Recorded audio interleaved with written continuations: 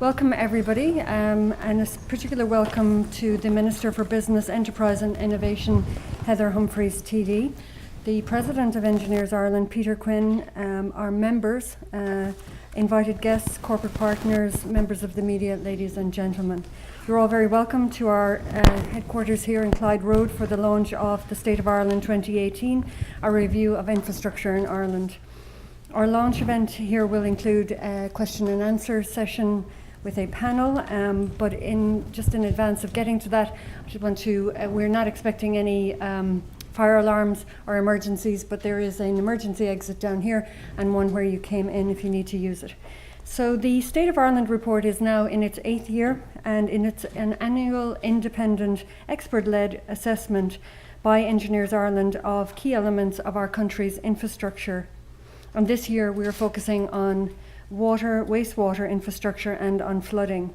And it follows a series of engagements and panel discussions with 40 key decision makers and expert engineers in the private and public sector, reflecting the central role played by engineering in the planning, design and delivery of infrastructure.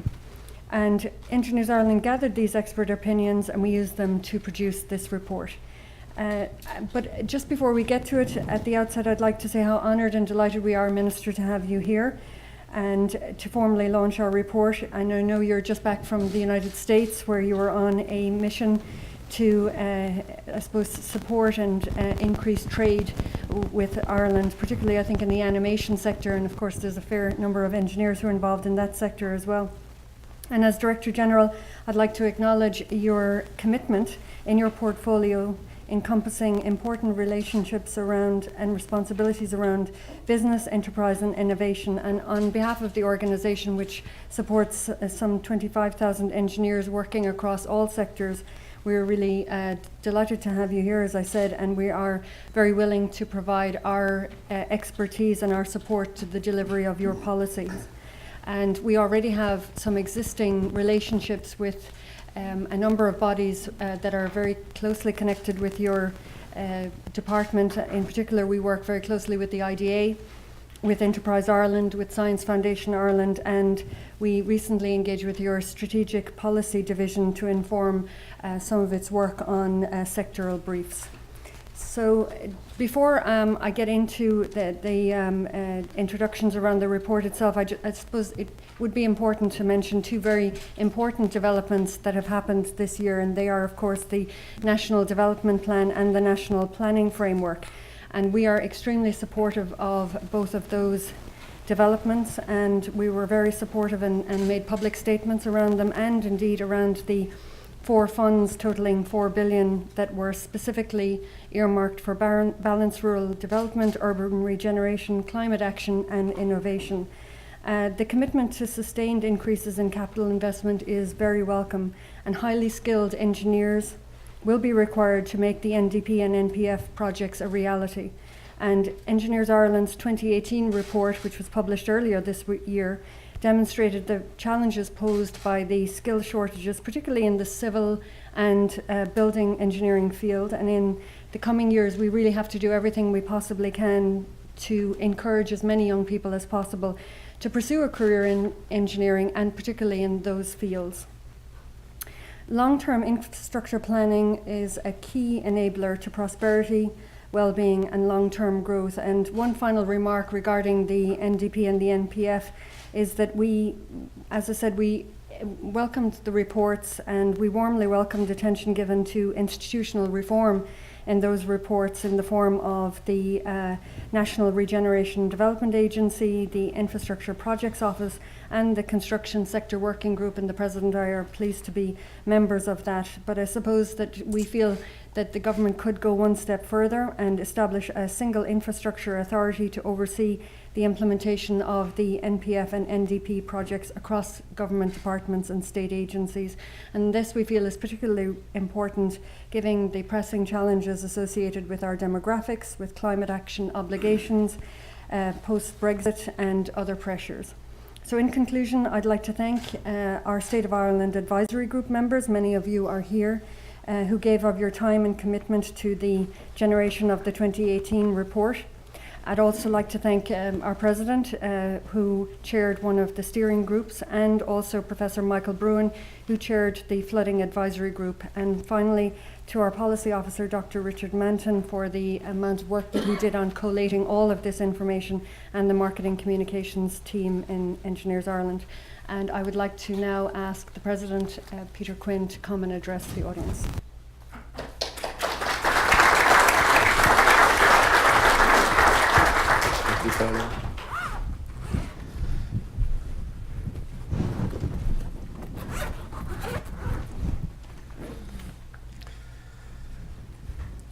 Good afternoon, Minister Humphreys, Director General Caroline Spillane, Vice Presidents of Engineers Ireland, Marguerite Sayers, Maurice Buckley, other members of our Council and Executive Board, fellow members of the institution, and friends. I'm delighted to be here this afternoon to launch our 2018 report on Engineers Infrastructure, Ireland's infrastructure. You're all very welcome, and particularly those joining us for the first time here in our theatre at Clyde Road. You're very welcome to Engineers Ireland's offices. I'm very pleased to have Minister Heather Humphreys with us today. Having worked as an engineer and project manager with Monaghan County Council for many years, I would have worked with the Minister at that time and later when she became the chairperson in 2009. I'd like to add to Caroline's comments about the importance of the wide portfolio of the work the Minister is championing, including balancing regional growth and social progress through the Action Plan for Rural Development and our other strategic implementation plans under Project Ireland 2040, Innovation 2020 and Enterprise 2025. When Engineers Ireland initiated the State of Ireland project in 2011, we wrote then, our essential aim is to contribute to the debate on Ireland's future, to stimulate that debate and to recommend actions vital to the further prosperity of Irish society, as well as informing the general public. The aim of the State of Ireland 2018 project remains the same. This year's report builds on the success of the previous 7, providing expert-led advice for public policy decision-making. However, it is clear that Ireland's economic situation has changed dramatically in the intervening 7 years.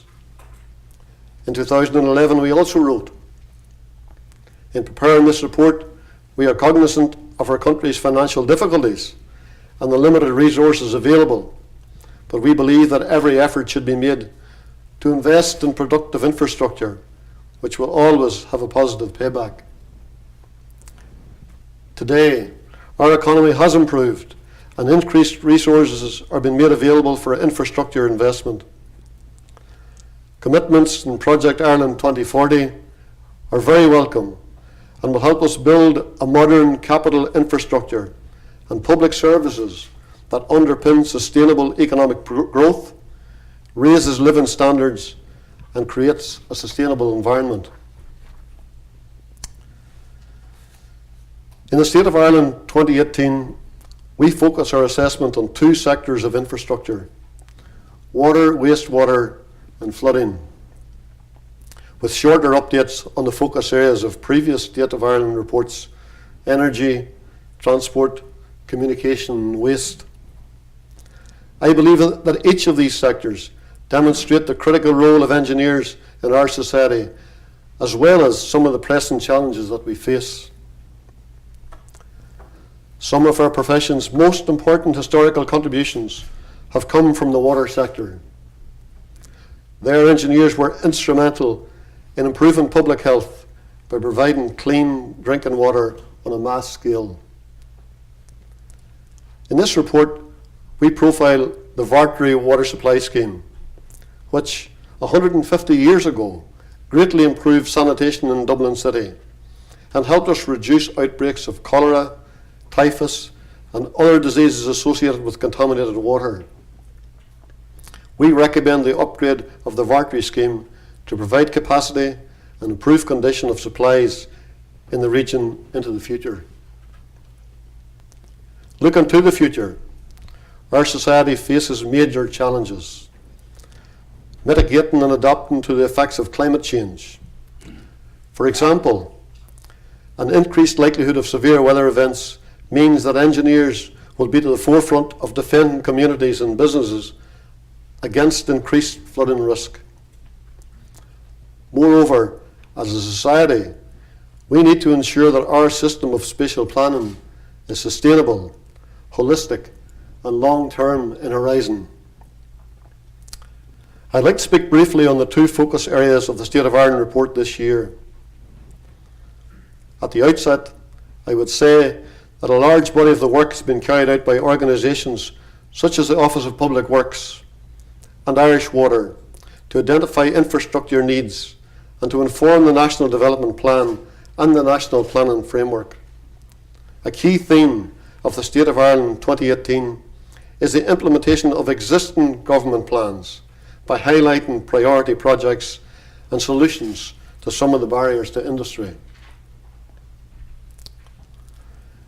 The water we use in our everyday lives must be abstracted from surface or groundwater sources and treated to a high standard before it's distributed to households and businesses.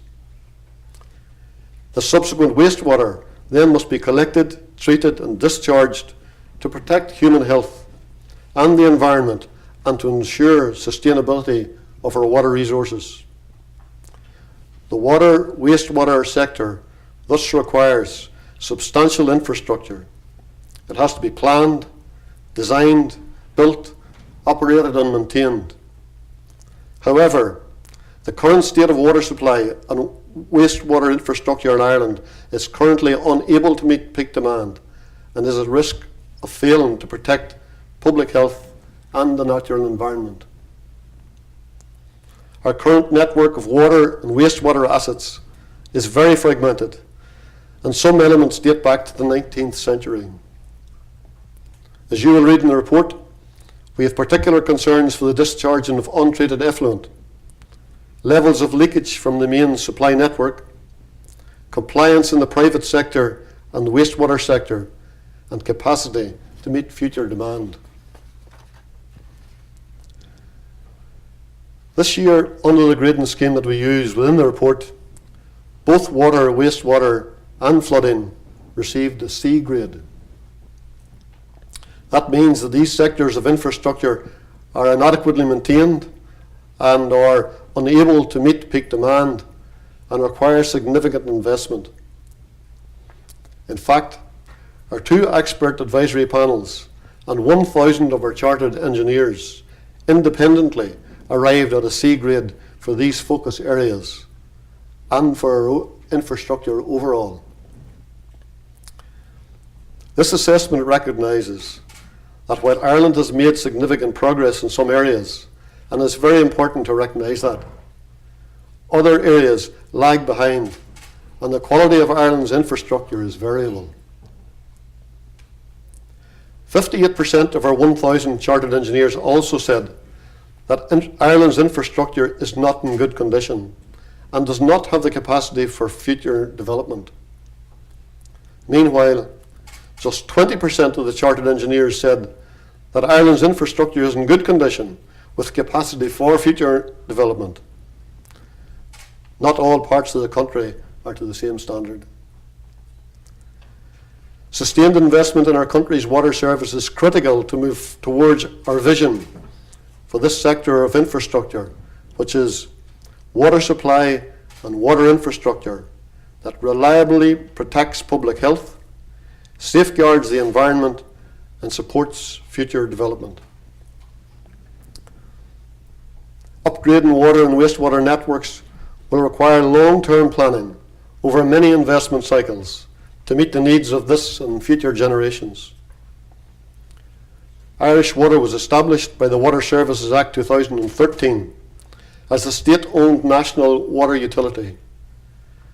Irish Water is responsible for supplying water to over 80% of the population, as well as to businesses, hospitals, and other bodies.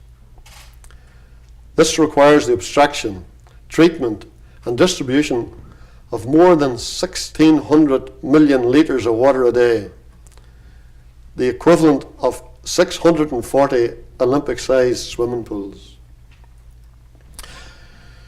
The water supply project for the Eastern and Midlands region, that is to source water from the Shannon, is a critical piece of infrastructure that needs to be delivered as soon as possible.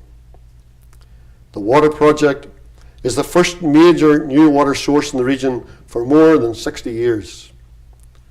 The initiative has the capacity to meet the ever-increasing domestic and commercial water needs of more than 40% of the Irish population beyond 2050.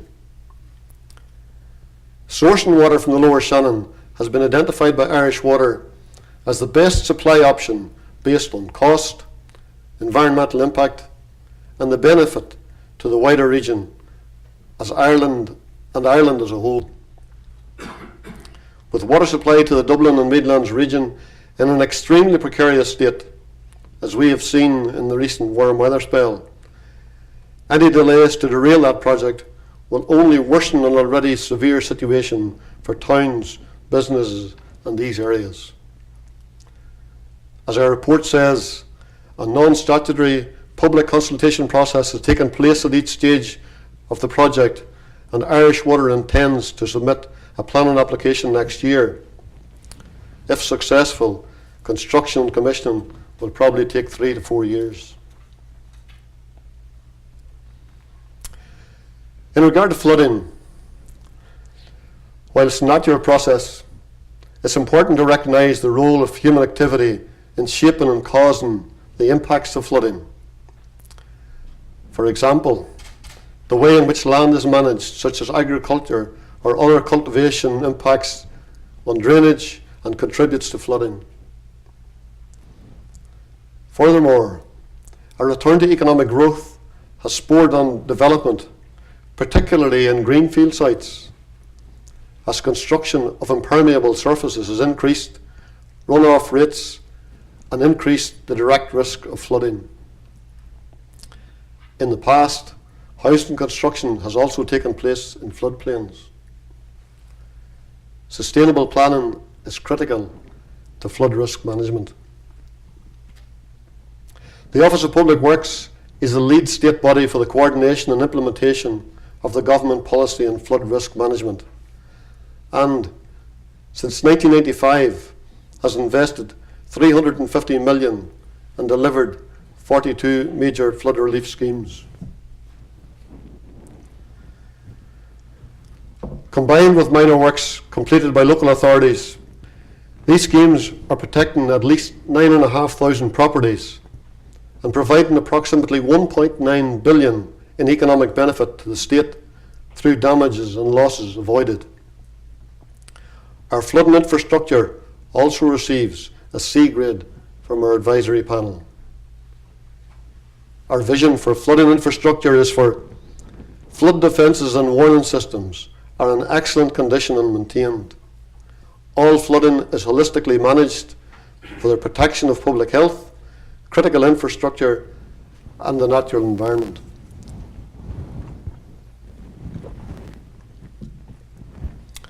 Overall, some of the key recommendations in the State of Ireland 2018 relating to water, wastewater and flooding include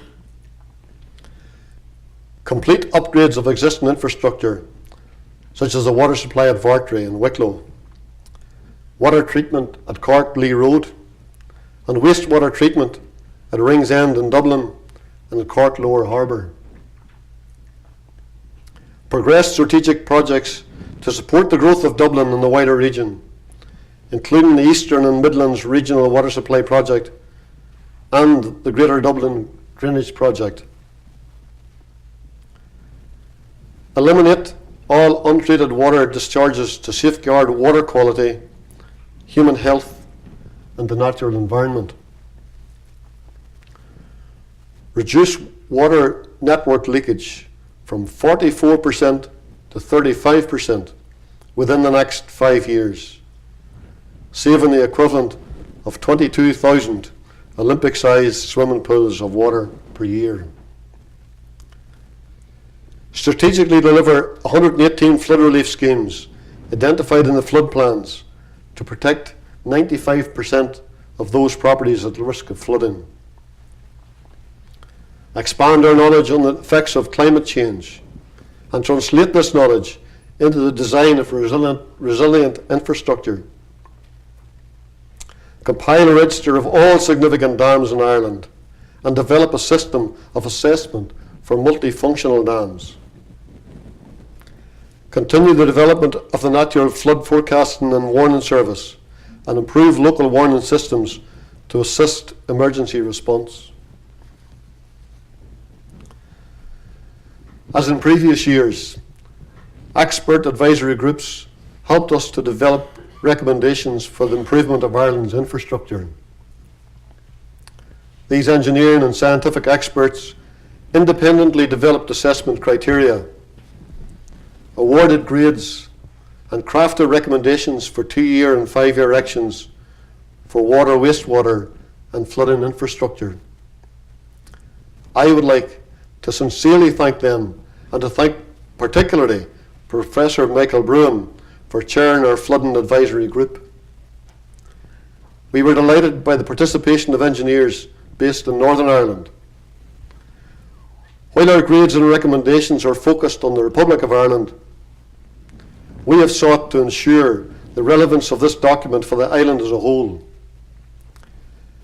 In the context of uncertainty surrounding Brexit, cross-border collaboration, connectivity and mobility remain critical.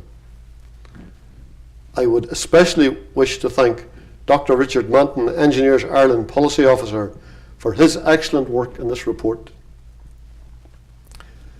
In conclusion, the State of Ireland 2018 sets out the solutions that need to be delivered if we are to meet the current and future environmental, social and economic challenges. However, the realisation of these solutions will only be possible with expanded industry capacity and a larger engineering workforce. I would therefore like to encourage any young person currently considering their career options to join us in creating and delivering these solutions for society. I would now like to introduce the Minister to you. Heather Humphreys TD was appointed Minister for Business, Enterprise and Innovation on the 30th of November 2017. She previously served as Minister for Culture, Heritage and the Gaeltacht and as Minister for Arts, Heritage, Regional, Rural and Gaeltacht Affairs. She was elected to the Dáil in February 2011 for the constituency of Cavan Monaghan. She was Chairperson of Monaghan County Council from 2009 to 2010. Ladies and gentlemen, please welcome Minister Humphreys, who will formally launch our report.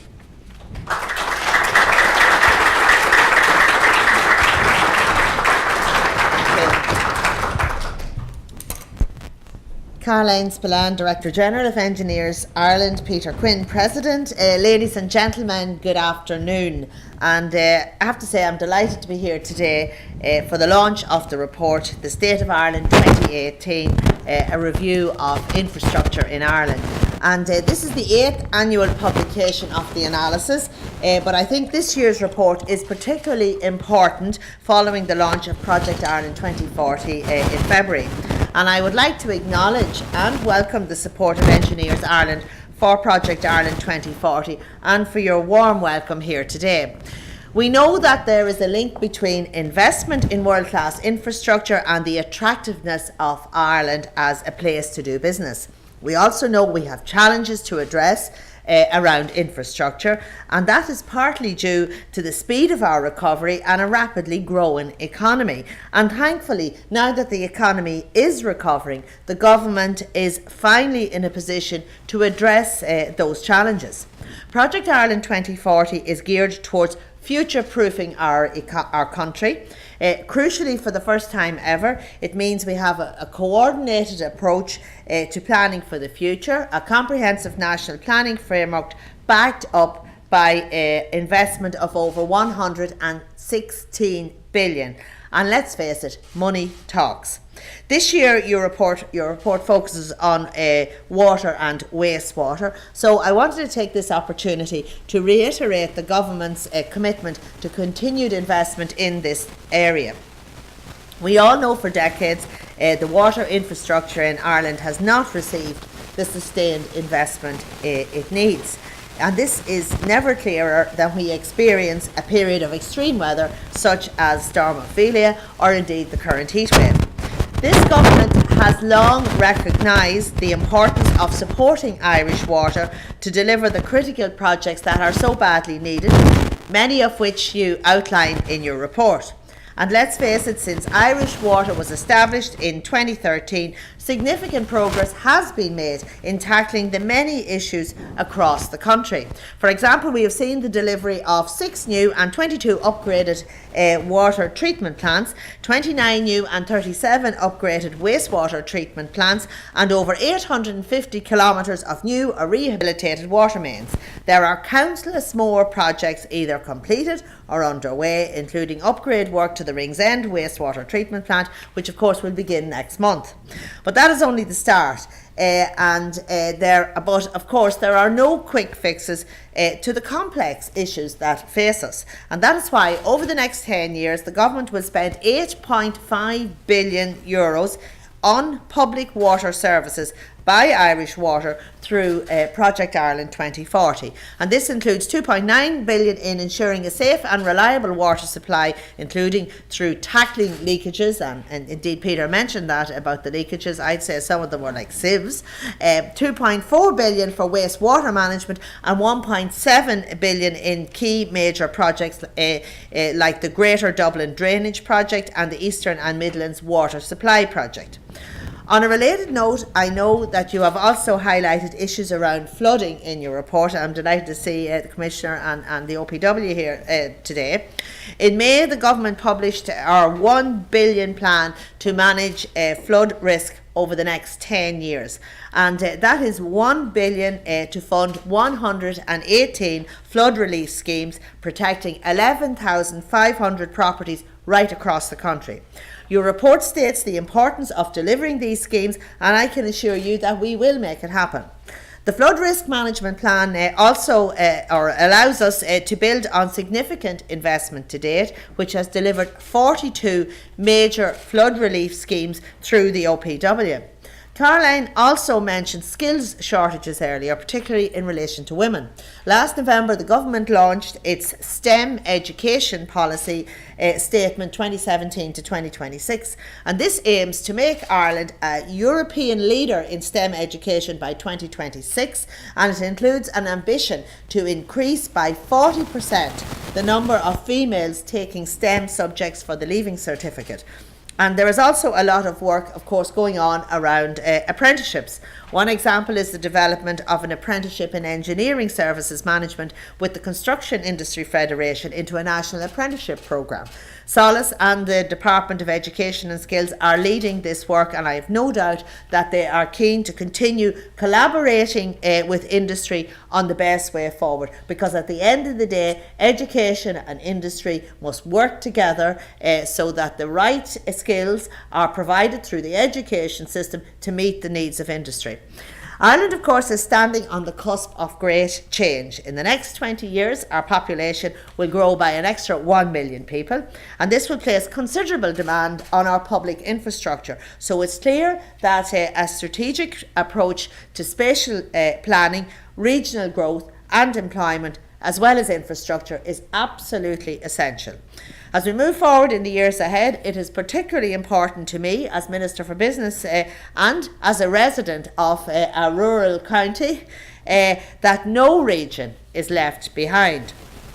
By coupling the development of infrastructure and enabling regional enterprise development, I'm confident that we will stay on the right track. And that is why Project Ireland 2040 includes 4 new funds totaling €4 billion for rural and urban growth, climate action and innovation, which of course Caroline mentioned earlier, funding for 10 years for the Regional Enterprise Development Fund, so we'll be rolling that out on an annual basis, a major transport focus, filling the gaps and linking all parts of Ireland, 22 billion for a climate change programme, as well as major education investment, and of course preparing Ireland for Brexit by supporting businesses and targeting at risk sectors.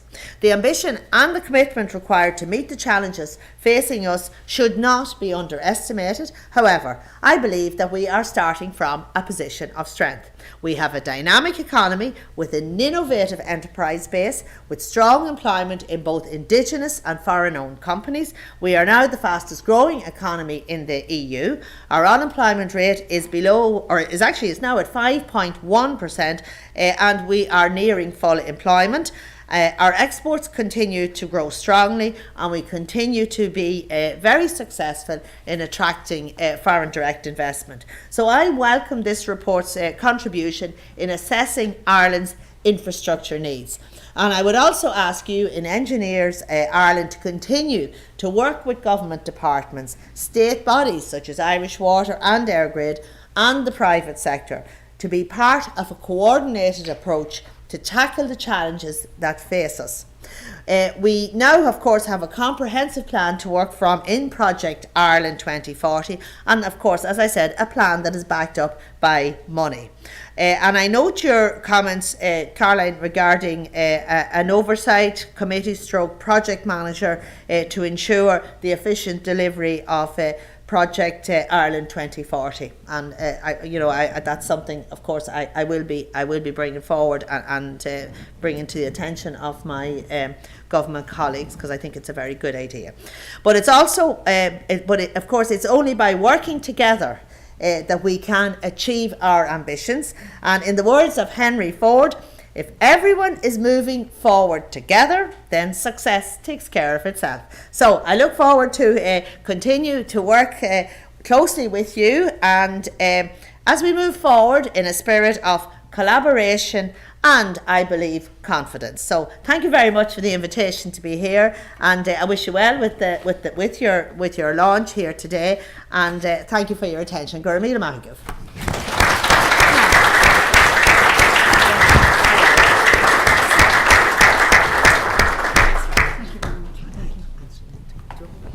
If you have time, but I don't know whether you have time. I think I have. Sorry.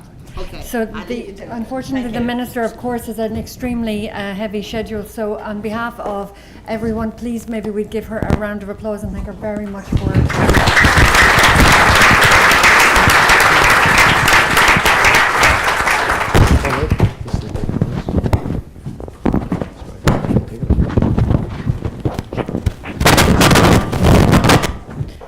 These are the benefits and the drawbacks of roving mics, I think. Yeah. So moving on to the next part of the proceedings, I'd now like to invite our panel contributors to the stage to present their perspectives on the State of Ireland report. So firstly, I'd like to extend a very warm welcome to Evelyn Cusack, Head of Forecasting at Met Éireann. Evelyn. So Evelyn has played a pivotal role in delivering weather updates to Irish audiences since 1988, along with providing weekly television weather forecasts.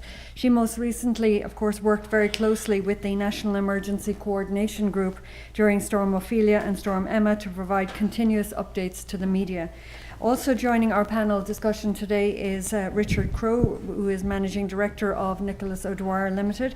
Richard is a Fellow of Engineers Ireland and is also a Fellow of the Association of Consulting Engineers of Ireland and a member of the Institution of Civil Engineers. He's acquired a very wide range of expertise on infrastructure projects, particularly in water and transportation sectors. And completing today's panel discussion is our President, Peter Quinn. So just to kick things off, and at this point I'll just say to everybody that there will be a Q&A session. So as we're talking through the various different points here, perhaps you might think about particular questions you'd like to pose to members of the panel. But Evelyn, if perhaps I could start with you, please. I suppose we've had hot weather and they've led to water restrictions, and earlier this year we had storms that caused flooding. And with these severe weather events, I mean, are we talking about global warming? Are we talking about climate change? What is it we're experiencing? Can you please give us a bit of counselling here? And for how long do you think this is going to go on? Well, first of all, about the drought, I mean, I suppose this is fairly unusual in Ireland, but we do occasionally get good summers. I suppose the last really warm, dry summer was in 1995, and then before that, 1975, 1976. Not funnily enough, but it's a similar meteorological situation at the moment that we had for the snow, with the high coming down from Siberia, from continental Europe.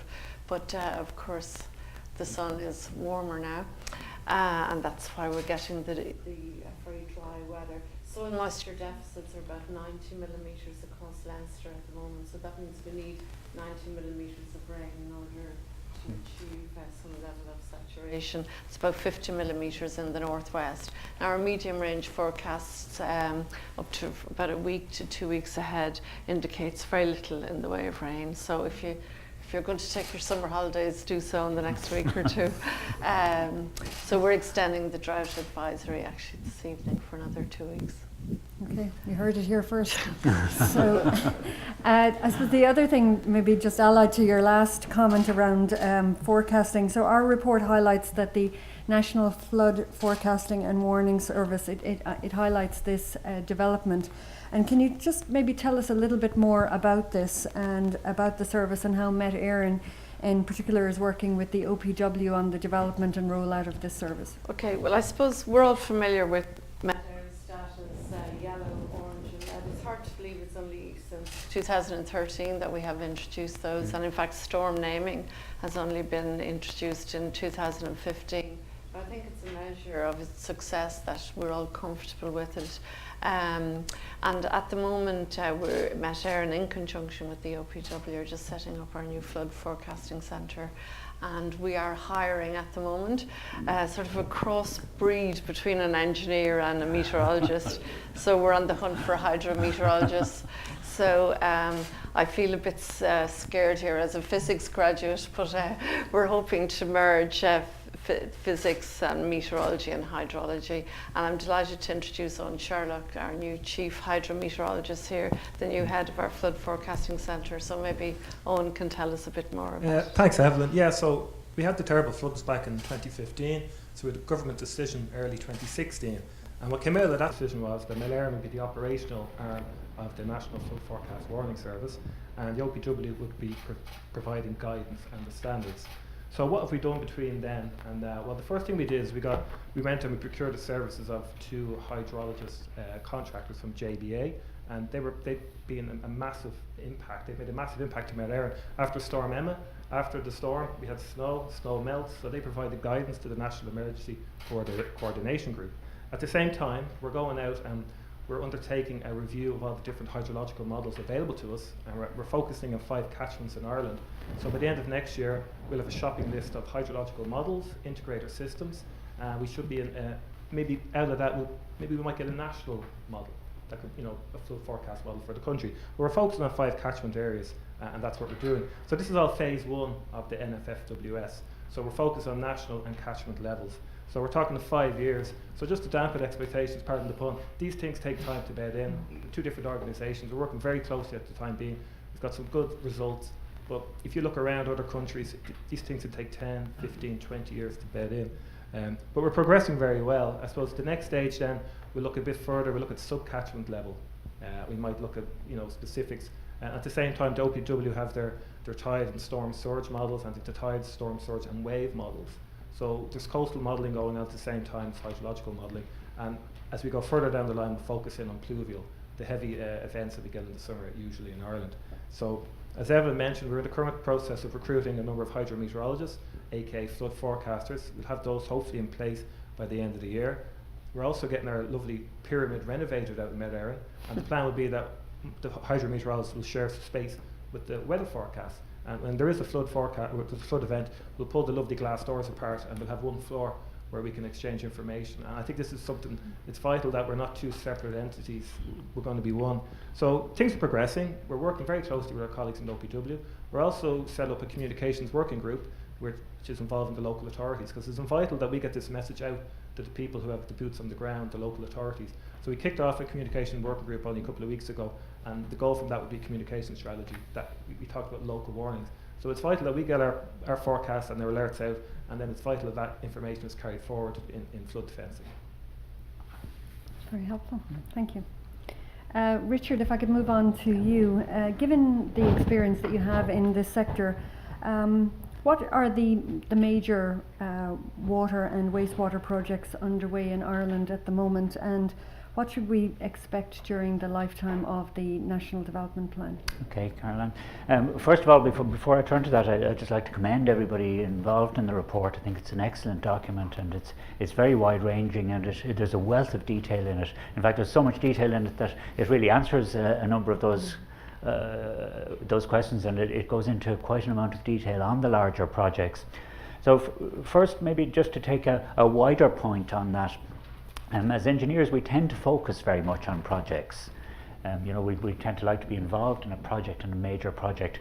But I think the public and the society really is focused not on projects but on outcomes. And what they want to see is a reliable water system, wastewater system delivered that can match economic growth, and that leads on into what assets do we need to deliver that. And then you get the projects that ensue out of that. And I think the single utility model that has been adopted with Irish Water focuses on that, because I think the focus with Irish Water is very much on assets and the delivery of assets and the management and planning of assets, and then the projects roll out of that. But the President mentioned a number of the larger water projects here, the Vartry Water Scheme, obviously, which is moving ahead now into construction, and the Eastern and Midlands are better known, I think, as the Shannon Pipeline, probably to everybody. And we can see in the last week or so how critical these are to infrastructure here in Dublin. We've been talking about headroom and lack of headroom, but it's only when the drought hits that you realise how much of a knife edge we're balanced on in terms of water supply. And he also mentioned some of the larger wastewater projects, the Cork Harbour, and of course the Dublin drainage project, which encompasses both the current improvements at Ringsend, the new treatment works out in North Dublin, and then all the network and the orbital sewers associated with that.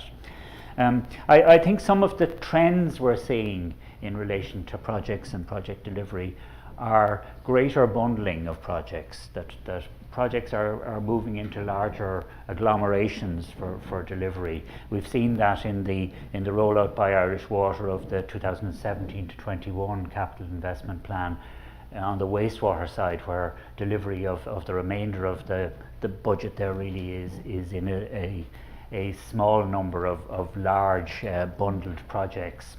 And we see it, I think, now in the later developments, where they're moving on into early contractor involvement in projects, and really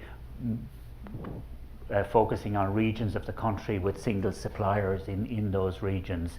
So into the future of the National Development Plan in water and wastewater, I think the supply chain and how the supply chain works is changing.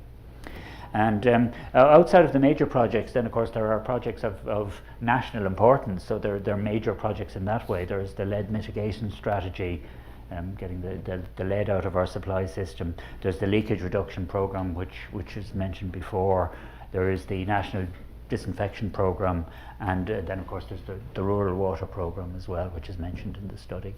And if you were to characterise the main challenges that you see in getting these projects underway, do you think that the amalgamation of these projects is a positive thing, or what do you think are some of the bigger challenges? Well, I think I would see a number of challenges. I'd certainly see a challenge on managing the infrastructure on that side, and that's been well addressed, I think, by the whole idea of a single infrastructure authority.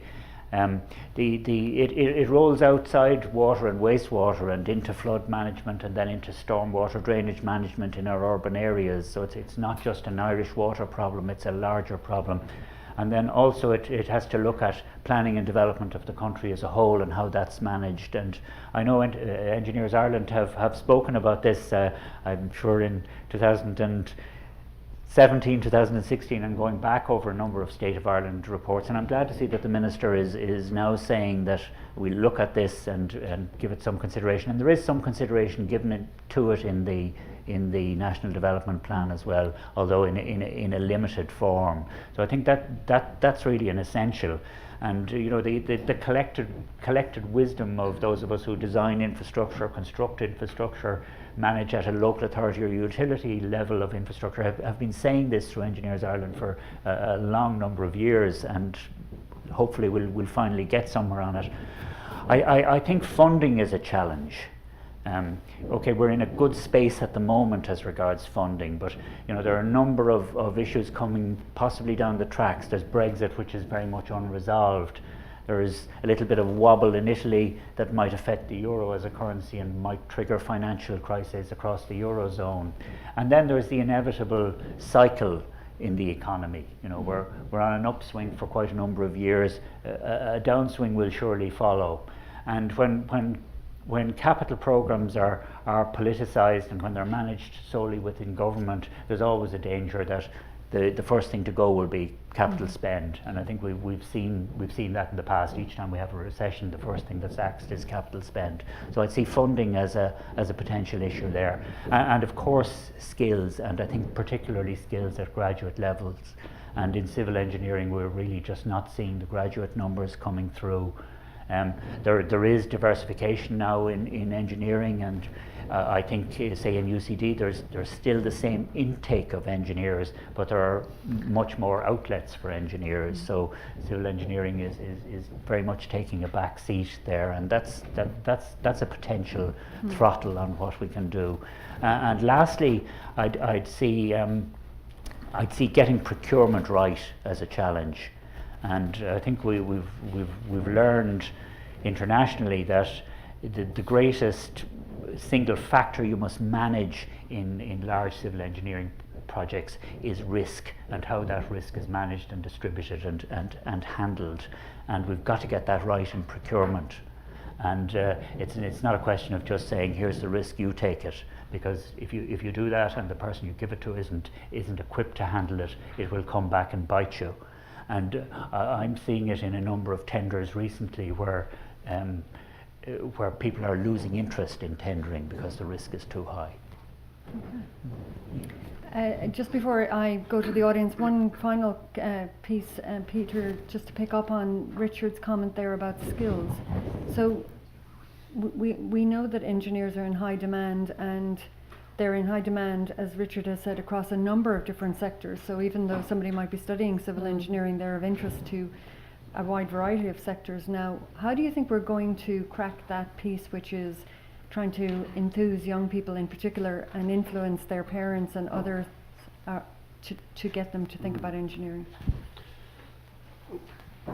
I believe fundamentally that young people, and it's not that long ago that I was young, I can remember back. I think we all want to make a difference, and surely as engineers now we know that there's no other profession like biomedical, aeronautical, environmental, civil, structure. All those engineering professions really allow the individual to make a difference. And we go out to the STEPS program is a brilliant program. Engineers Ireland go to the schools and demonstrate how the children how they can make a difference by taking up a career in engineering. And there's a phenomenal demand. Really, we I was saying earlier, our numbers through the qualification process and through colleges have dropped in the last 5 years by 45%. So there's a dearth. It really we are in a very difficult position going forward. So the other big thing we do is the Engineers Week, and I want to thank all those people that get involved in Engineers Week, all the companies across the country. They open their doors and they say, come and see. And I love that approach about just come and see what we do, and allow people, students, particularly young people, to get engaged and see what their profession would allow them to do. So engineering is an excellent profession. I think it's a passport to the world now, and the young people that are coming through, we need to trust them, and we need to encourage them and support them every possible way we can, because not just here in Ireland, but right across the world, and right across the globe, our Irish engineers are making a difference, and I'd encourage young people to come and join us. I definitely think a visit a class, a one-to-one really makes a huge difference, because I know we in Met Éireann, you know, like a lot of Engineering Ireland, and you know, you can see the difference, whereas when they go to a public lecture, it isn't the same engagement. So, you know, I mean, there's a lot of schools, what are there, 3,000? Primary schools, yes. Yeah, Mhm. so At we least. take a few each maybe. So I'd like to throw it out to the audience now if anybody has any questions that they would like to ask the panel. Just if you put your hand up, and maybe if you say who you are and who you'd like to pose the question to. Oh yeah, Jim. Jim Gannon from Sustainable Energy Authority of Ireland. To the panel more generally, in terms of financing particularly large-scale infrastructure projects, the experience has been mixed, but I would say largely positive in terms of PPP, PFI type structures.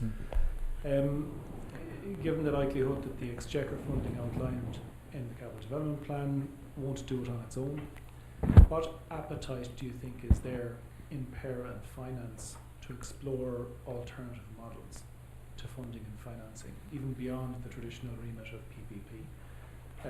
I think that we need to engage private finance now, not just in looking at contracts and procurement and specific projects, as you've indicated, but to look at the different types of models that might be available. Because I suspect that what we're going to need in the next 3, 5, 7-year story arc is access to a number of different types of finance models as conditions change. So do you see an appetite there in parent finance for it? And is it something that we could advocate for? A calculation of that matching private investment required, and basically putting together a menu of options that may be there and maybe already exist in other countries, in fact some do.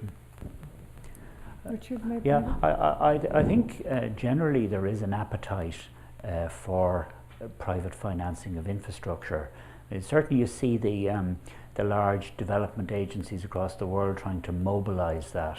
You know, World Bank are talking about it, EU are talking about it, all the major agencies who finance infrastructure, particularly in the developing world, are talking about it, and they're calling it from billions to trillions, but they rely on being able to mobilise private finance to do that.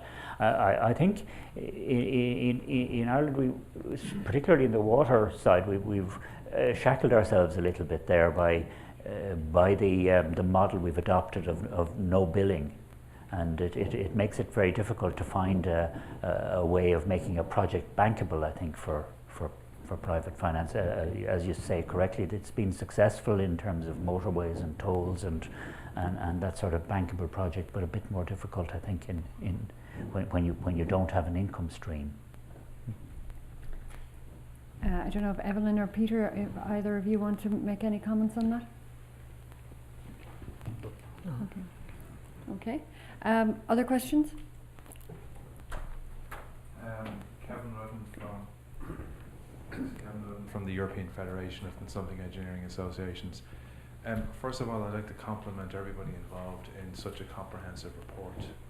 There's a phenomenal amount of work has gone into this, and when you just look at the people involved in it, you have a blend of public sector people, private sector people and academics, and that really adds to the weight and credibility of the report, so I'd like to compliment everyone on that.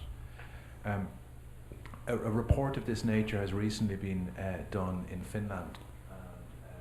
One of the stark differences this year in Finland was they produce this every 3 years, and the government were so impressed with the last one that the government provided finance to the institution to produce a 3-year report this year. So hopefully we might be able to do that in the future.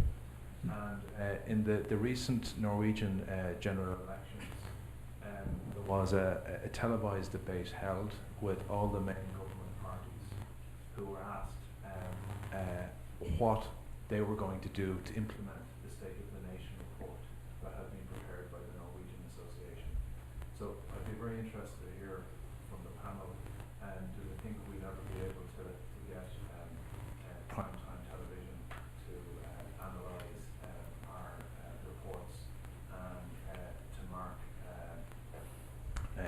parties who are standing for government against their actions against our reports. Thank you, Kevin. Peter, I don't know if you want to say anything about the like the likes of pre-budget submissions or things like that that can be effective. Well, just what I would say is implementation is going to be very, very important. We have the plans, we have all the bits and pieces, we know what needs to be done, and essentially Engineers Ireland are crying out through this document implementation. So we want to ensure that the projects get on under the ground and get going. So yeah, we would certainly support that cry for to make sure the projects are up and running. I think maybe there's room for us to adopt a more coherent voice as across all sectors in this. You know, Engineers Ireland produces the report here, and it's a great report. The CIF goes off and does something maybe slightly different, but pretty much along the same lines. The Association of Consulting Engineers will support as well, and various other professional bodies. But we seem to hit it a little bit in spots as a patchwork rather than as a single unified effort that might drive things better. Thank you. Any other questions from anyone? Yes.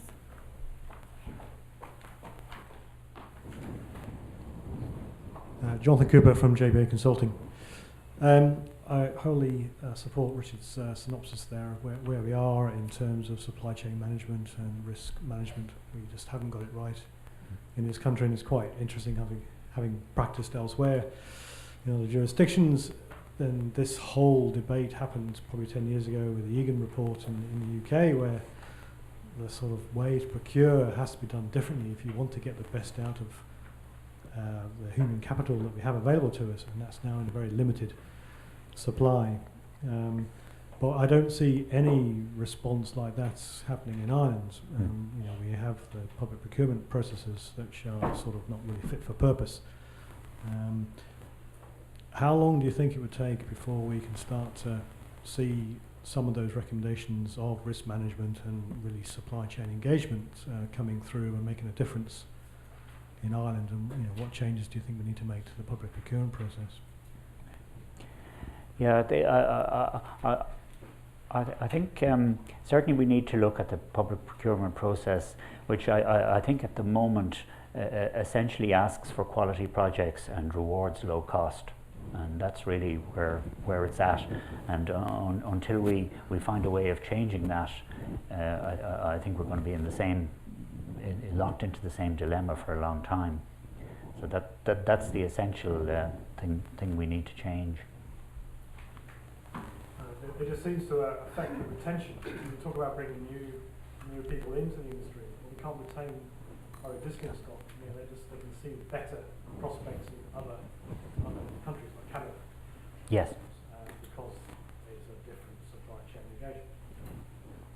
Yeah, I think that's true. And the more we spiral into this, the more difficult it becomes to retain the skills and to develop an industry that's really fit for purpose, because you can't reinvest in the industry if you're working in a very low cost model. And I don't think we look at it as an entity, as an industry. If we look at something like the agri-food business, it's supported by government, and it's supported in its efforts to market overseas and to develop an indigenous industry that can be sold as best in class, if you like. We do nothing like that really in the construction industry. Peter? On a positive note, I would think that the National Development Plan now has set out for us, you know, the next 20 years. And there's the promise of funding there to see projects to allow contractors to resource and build up, and there's a pipeline of work foreseeable for the next few years. So however we manage the intricacies of the tendering process, or whatever way we manage to reassign risk or to deal with that, I think that it's a major plus that we now have, you know, a good long horizon where we see work into the future, and I think that the contracting staff will certainly welcome that. So I'm going to draw things to a close now, but before I do, I'd just like to ask Maurice Buckley, who is our Vice President and also the Chairman of the OPW, to make some concluding remarks. Maurice? Thank you, Caroline. I'm nearly embarrassed to be talking as OPW today. Better start with an apology. We got called out to our horror in social media yesterday in the middle of a water crisis, second day of a hosepipe ban. An OPW subcontractor was busily power washing the paper cross in the Phoenix Park, so maybe it's good publicity for enforcing the ban. Anyway, coming back to the report again, I would like to compliment everybody involved in all aspects of the report. It's a fantastic report, and I think it's a good reference point, and as a big player in it on the flood risk management side, OPW will certainly work to try and help on the formal contract, risk sharing, build capacity where possible. And that's one point I just wanted to make, maybe from our experience in the OPW on flood risk. It might be a positive point for consulting engineers and civil engineers. There's a lot of projects. There's about 33 projects in motion and another 120 coming down the track over 10 years. There's only maybe 3 or 4 consulting companies in Ireland who have the expertise in flood risk, and they do a very good job, but they're overstretched and struggling for capacity. It's an area where smaller firms, I think, have a great opportunity with 3 or 4 good civil engineers with environmental knowledge. They can maybe build up a business very fast. It might be easier to get into that area than some of the big building areas. So that's something might be worth considering for some of the civil engineering companies around, and certainly would fully endorse and back up the incredible demand that's going to be there for in the whole environmental civil area over the next 10-15 years. It's huge, and you know, as Peter says, Engineers Ireland does an awful lot, but I think we're probably going to have to redouble our efforts over the next while to build those up. Thank you very much, Maurice. So that is the conclusion of our event this afternoon. I would like to obviously thank the Minister for her presence here, and sincerely thank the panellists for giving up their afternoon to come and to give us their views, and also to all of you who have come here this afternoon to hear their contributions and the reflections of the Minister. We're having some refreshments in Cafe Clyde. We'd love if you would join us, and there'll be plenty of opportunity to talk to our panellists, but also colleagues of mine on the staff as well. And if you have any questions or would like any follow-up, please feel free to just approach one of us, and we'll see what we can do to address those. So thank you very much.